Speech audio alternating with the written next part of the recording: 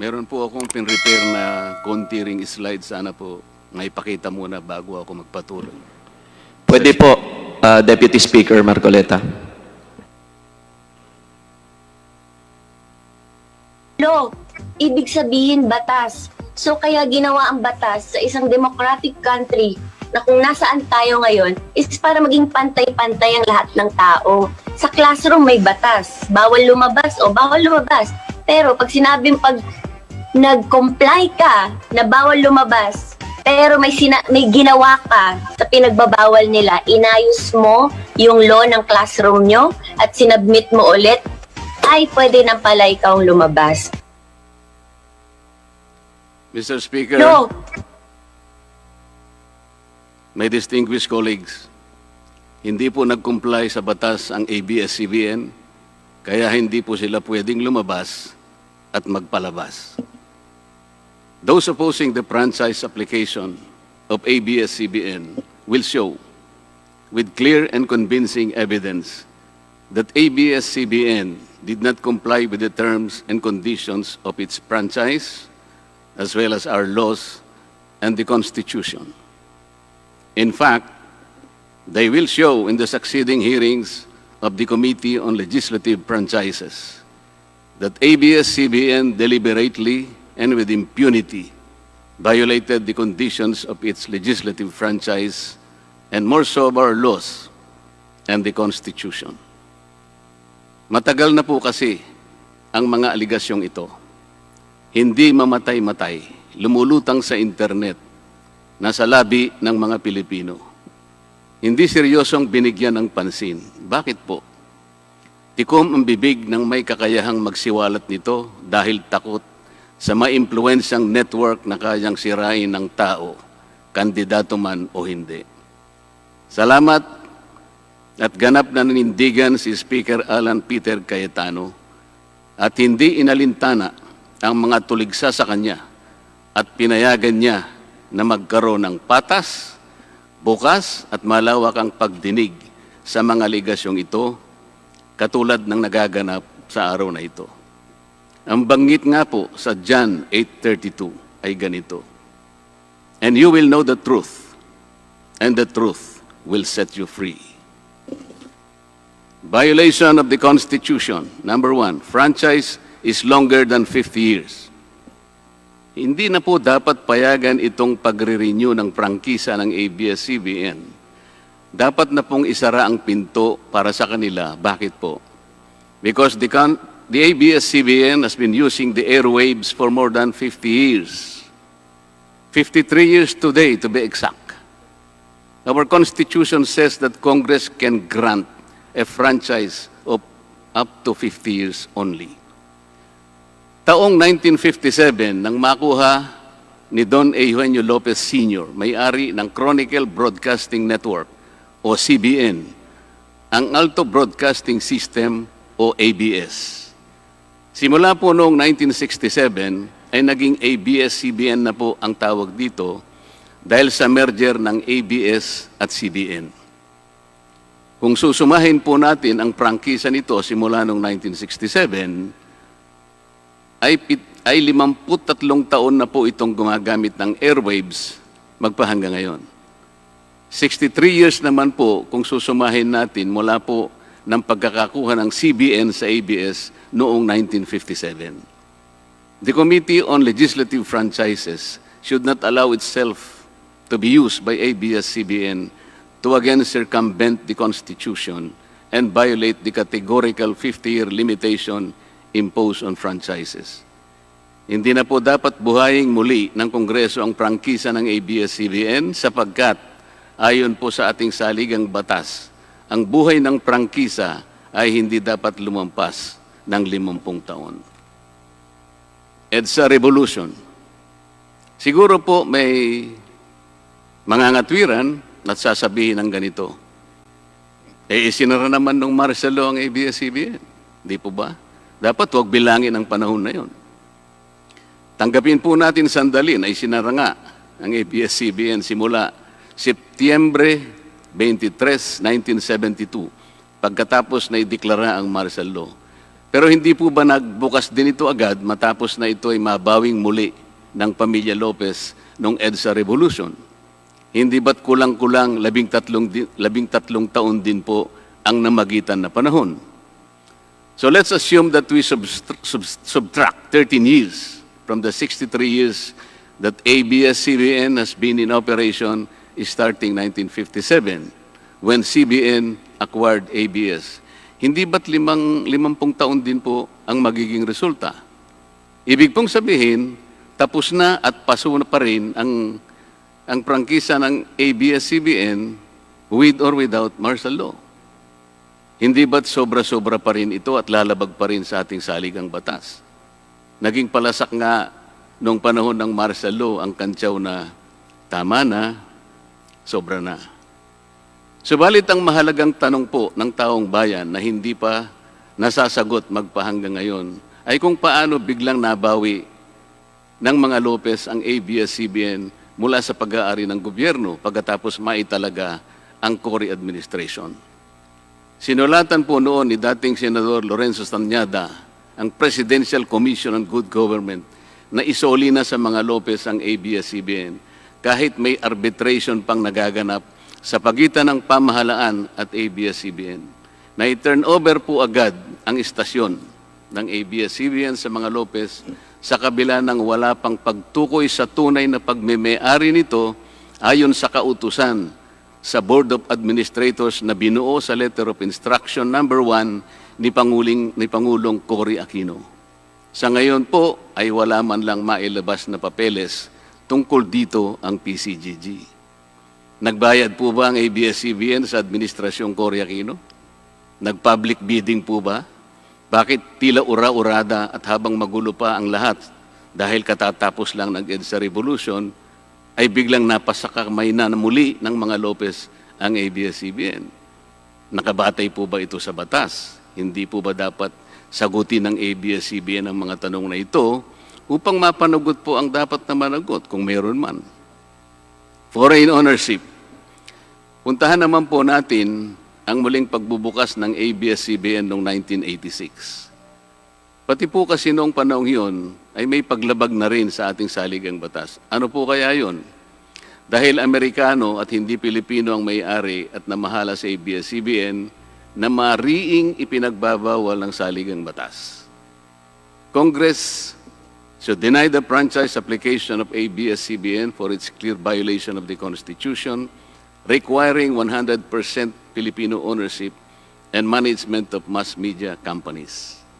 ABS-CBN's former president, Mr. Eugenio Gaby Lopez III, was an American citizen when he took the helm of the company in 1986 as director, then president, and then chairman in the later years. It was only in 2000 that he petitioned for recognition of Filipino citizenship and was issued a certificate of recognition as a Filipino citizen in 2002. At kahit sabihin po nating wala na ngayon sa management ng ABS-CBN si Ginoong Gaby Lopez, nagpatuloy pa rin ba sa paglabag sa saligang batas ang ABS-CBN? Opo. Dahil magpahanggang ngayon ay nagbebenta pa po sila sa mga banyaga, mga hindi Pilipino, ng pag-aari o ownership rights ng ABS-CBN. Through an intricate web of corporate layering, ABS-CBN lets non-Filipinos to own its common shares through the issuance of Philippine Depositary Receipts o PDRs. In September 1999, the ABS-CBN Holdings Corporation offered 132 million Philippine Depositary Receipts underlying the 132 million common shares of ABS-CBN.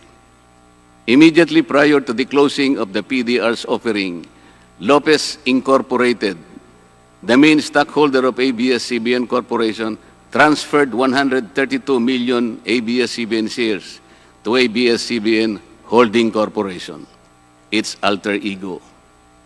With the many rights afforded to the holders of these PDRs, most of whom, if not all, are foreigners, ABS-CBN Corporation virtually allowed these foreign holders beneficial ownership and potential voting rights. This is a circumvention of the strict foreign equity restriction imposed by the Constitution on mass media companies.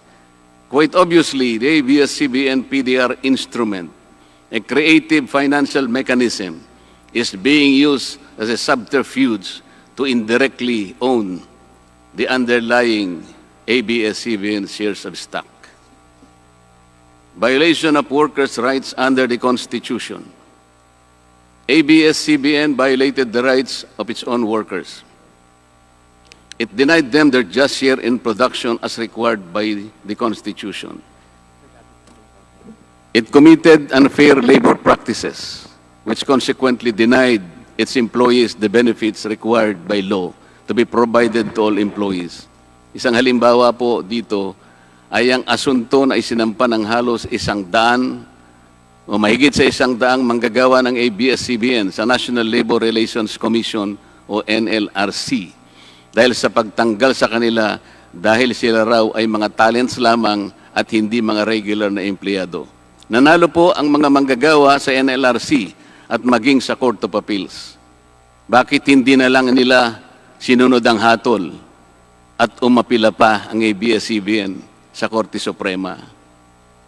Ito ba yung sinasabi po kanina sa opening salvo na ang pagmamahal sa kanilang kapamilya ay ganun na lamang?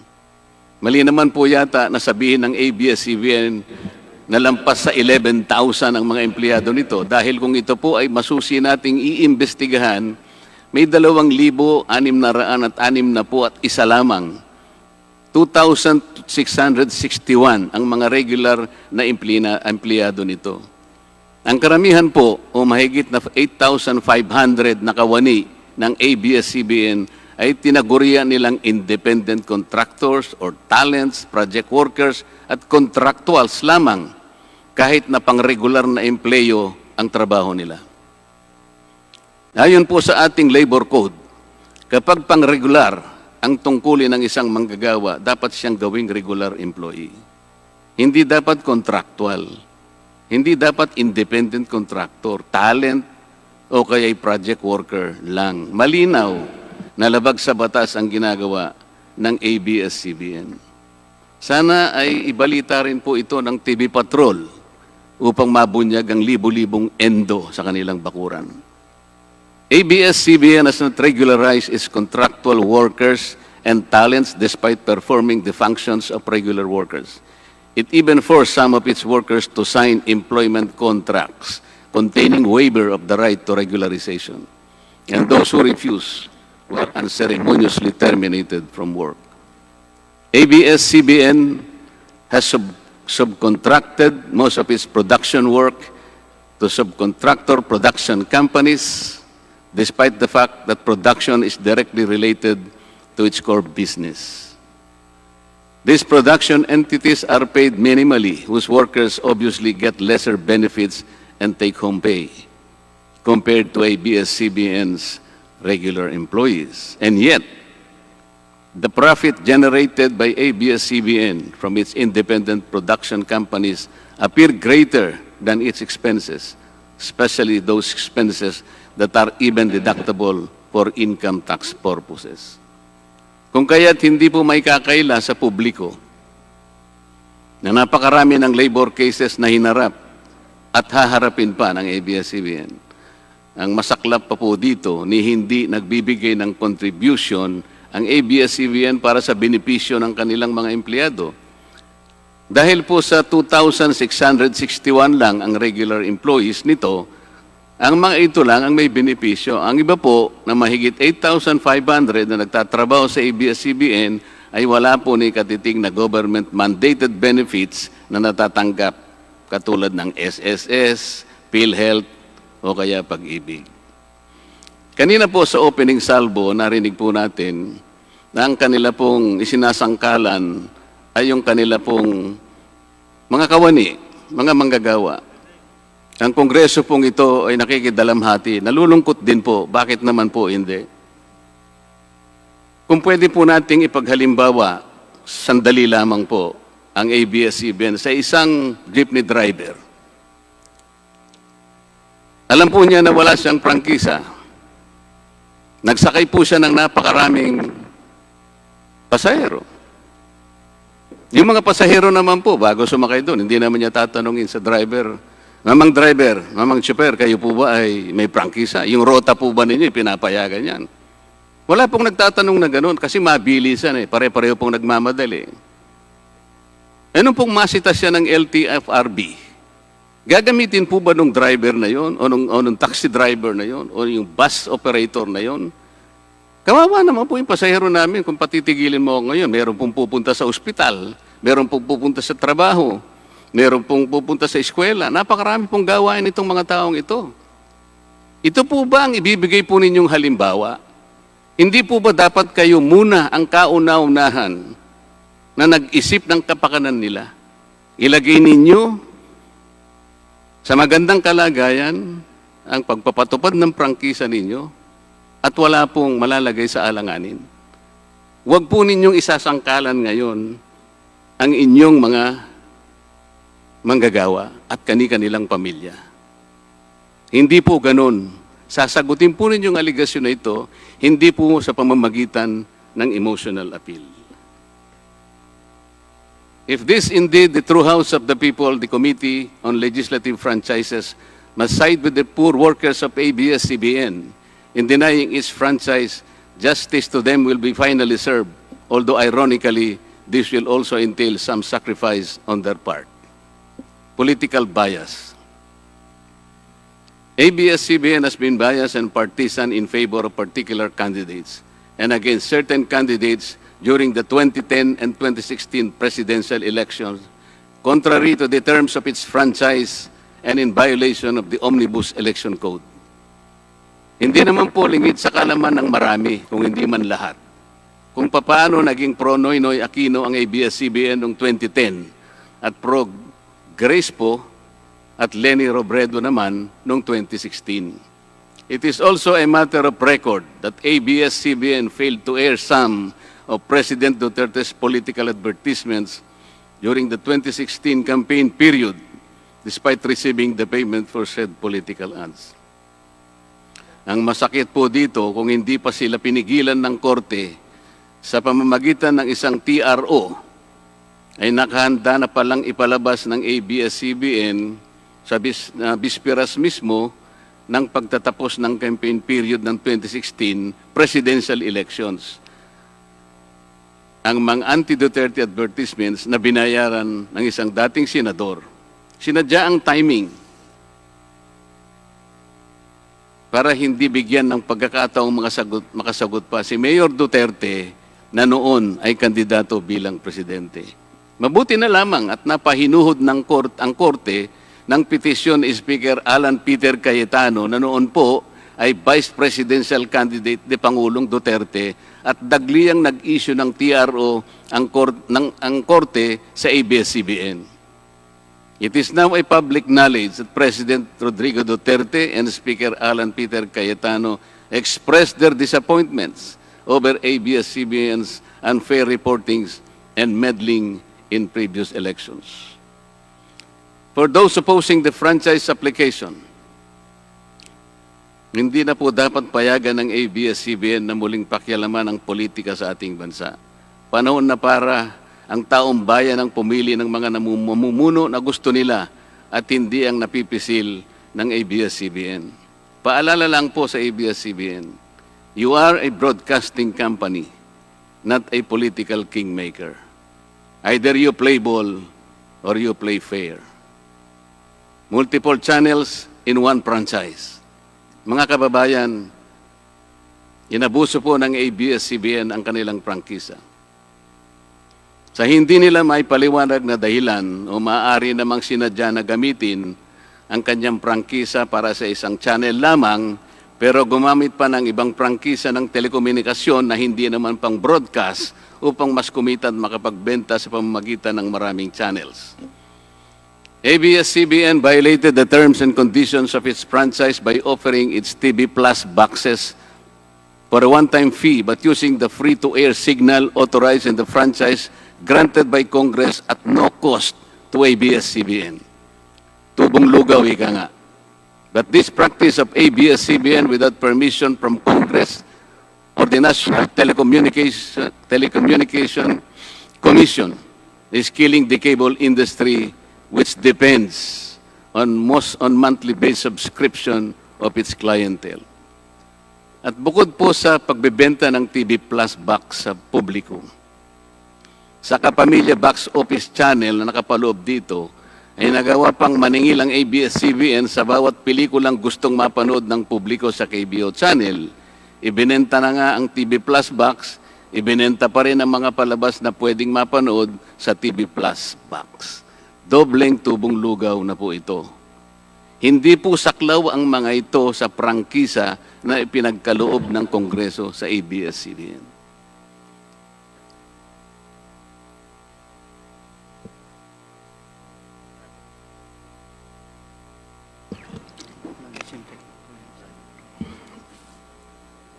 ABS-CBN, contrary to the terms and conditions of its franchise, operated this pay-per-view channel, otherwise known as the Kapamilya Box Office, or KBO, without a valid permit from the NTC. And despite NTC's order to refrain from operating a PPB until the issuance of an appropriate guideline for the same, ABS-CBN continued its operation until the expiration of its franchise on May 4, 2020. Tax evasion. ABS-CBN also violated the terms and conditions of its franchise by engaging in tax avoidance schemes, which deprived the government of the much-needed revenue. It used its wholly owned subsidiary, Big Dipper Digital Content and Design, Inc., a PESA-registered company, as tax shield. Its main customer is ABS-CBN Hungary.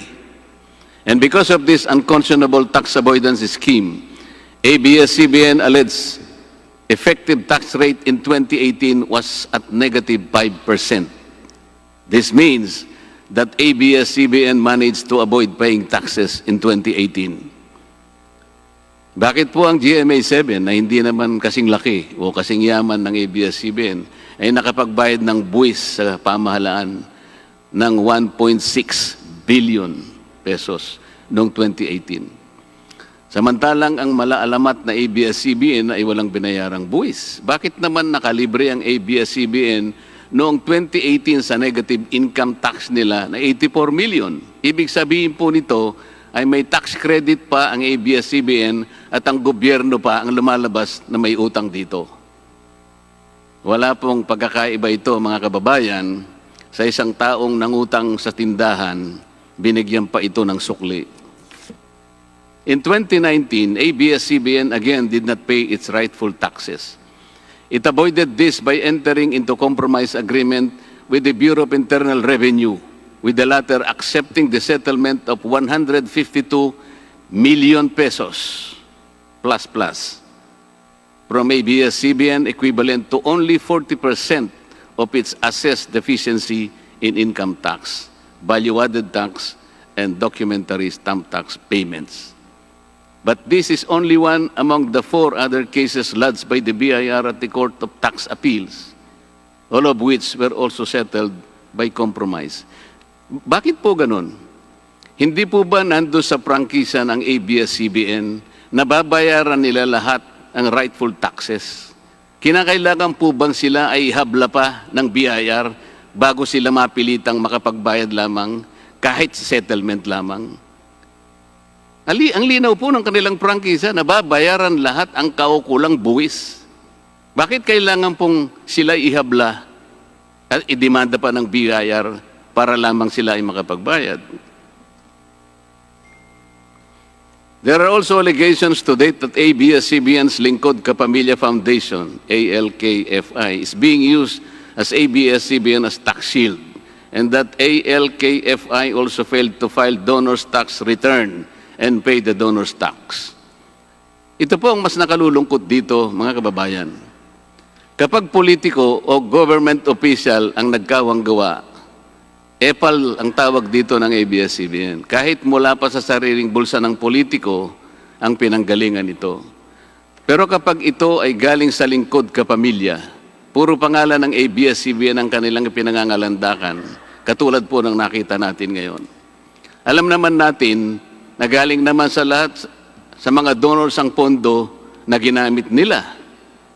Meron po kayang nanggaling sa yaman ng ABS-CBN. Di baling ang pantulong ng ABS-CBN ay galing sa donasyon ng ibang tao. Di baling ang perang pantulong ay mula sa tax avoidance ng kumpanya. Ang mahalaga ay mapalabas nila sa pamamagitan ng sa mamamayan, katulad po ng nakita natin ngayon na napakabuti at napakabait ng ABS-CBN. Kami po ay naniniwala na unti-unti na pong nabubuksan ang katotohanan sa ating mga mamamayan. Hindi po ba mas maganda at katanggap-tanggap na tumulong sa kapwa ng walang nalalabag na batas at buong sikap pang nasusunod ang prangkisa? Dahil po ba kayo ay nakapagdudulot ng saya, ng aliw sa ating mga mamamayan? Dahil po ba kayo ay nakapagbibigay ng inspirasyon, ng pag-asa, ng katatagan ng loob na kagaya po sa opening salvo kanina ng representative ng ABS-CBN? Hindi na po ba natin susundin o tutuparin, isasaalang-alang ang ating mga batas, ang ating saligang batas, o kaya ang prangkisa ninyo? Makakapagpasaya naman po tayo. Makakapag-inspire po tayo nang hindi po tayo lumalabag sa batas. The House of Representatives should endeavor not to grant the franchise application of ABS-CBN because it has deliberately floated the Constitution and other related laws. Even the terms and conditions of its previous franchise to suit its own business and political interest, but to the prejudice of the greater good. The grant of a legislative franchise is merely a privilege and not a matter of right.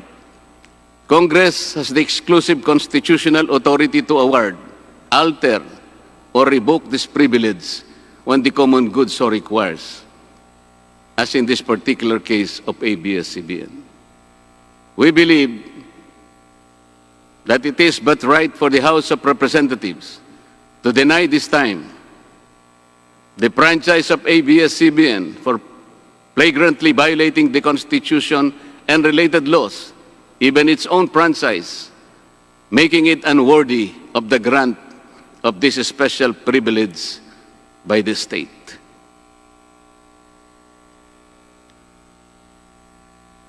Alam mo kung sino lang ang pinakamatinding magiging kalaban ni Cardo? Sino? Nako, kabahan ka kay si Cardo. Ang pinakakalaban ni Cardo. Sino? Feeling ko si Kiboloy. Yung nagpahinto ng lindol. Si Kiboloy lang ang magpapahinto ng probinsyano. Abangan nyo yan. Oh. So inahamon kita Kiboloy, pahinto mo nga ang probinsyano. Napahinto mo pala lindol eh. Apakayabang nyo pala eh. Sabi niya daw, stop. Sige nga, punta kang gitna ng EDSA, stop mo yung traffic doon. Stop.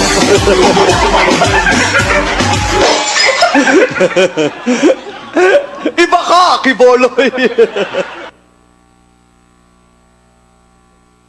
Alam mo kung sino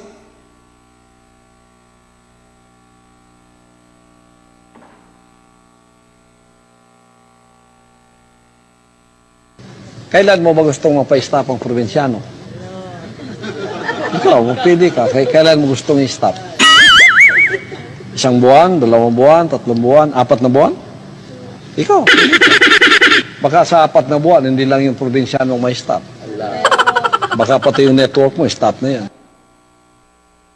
Mr. Speaker, ABS-CBN posed the challenge. Obviously, the challenge was accepted. There is no reason to complain. Maraming salamat po.